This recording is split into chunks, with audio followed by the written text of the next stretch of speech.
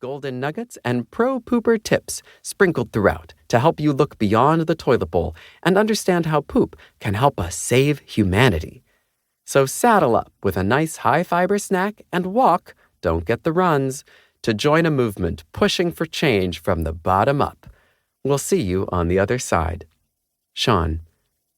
Please note, while I am an expert, I am not a doctor. What's worse, I'm talking to you through a static audiobook. We can't even have a conversation. If you're managing major bowel distress or simply interested in learning more, please consult diverse sources, explore through your own experience, and see a healer or medical doctor who can help you in real time. Chapter 1. Turd as Old as Time. People have been pooping ever since they emerged on the planet. In fact, poop may be as old as the planet itself. Dinosaurs pooped. We have their fossilized turds, or coprolites, to prove it.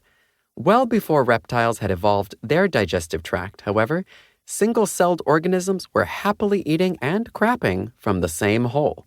In other words, poop is even older than buttholes.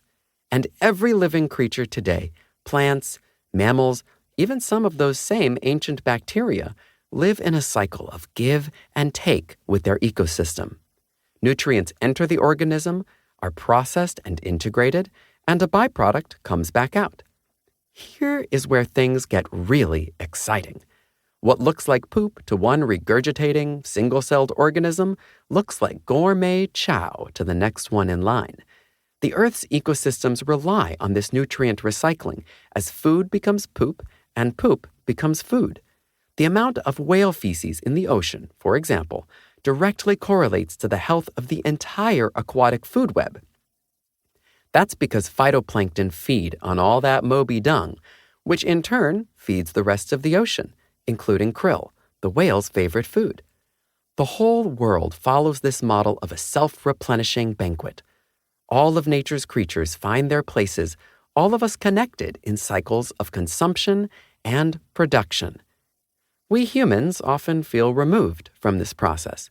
We certainly don't think of ourselves as eating poop, and a bunch of hungry bugs and microorganisms feasting on our poop is truly the stuff of nightmares.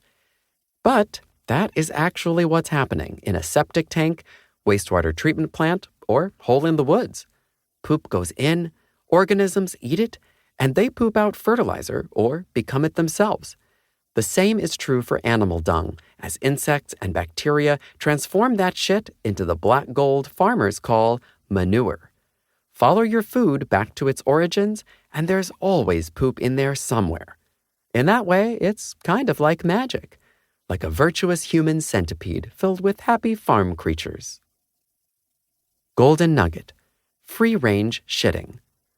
Life is a mystery, Madonna famously sang. Everyone must stand alone. That might be true, but you needn't stand, sit, or squat alone when it comes to pooping. Really. Ancient Romans built public bathhouses with large communal toilet rooms. There you could shoot the shit while you shat and bonded with your neighbors, taking turns cleaning with a vinegar-soaked sponge on a stick. Many medieval elites pooped side by side in castle loos, called garde-robes, because the smell of old pee was thought to deter moths from eating the fine clothes that were stored there. One might imagine the stink also deterred people from using it, but for much of human history, people accepted that piss and shit smelled like, well, piss and shit. That's not to say they liked it, but it wasn't a shameful private secret. Even George Washington shared a 3-holer with friends at Mount Vernon. You can still see and sometimes use multi-seat outhouses in the United States, and the internet is littered with tourists traumatized from using open, trough-style toilets still found in China today. Like a virgin, no more. Don't get me wrong. We don't eat straight poop. And if you do favor a spoonful every now and again, as the Protestant reformer Martin Luther was said to have done, please be careful. One's own poop is more or less innocuous to ingest, but bacteria from someone else's BM can make you very sick. Even a tiny amount from unwashed hands or from a fly that lands on a poop and then